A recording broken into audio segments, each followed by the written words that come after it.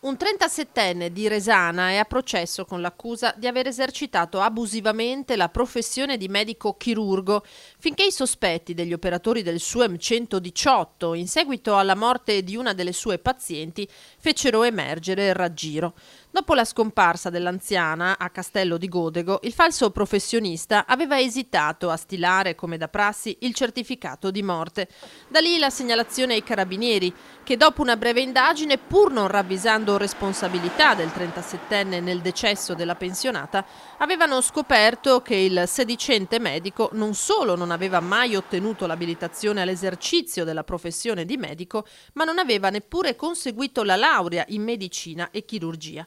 E per questo è finito davanti al giudice. Dopo una prima seduta tecnica, la prossima udienza è fissata per il 12 dicembre. Il finto dottore è accusato di aver esercitato abusivamente la professione tra l'ottobre 2014 e l'agosto 2015.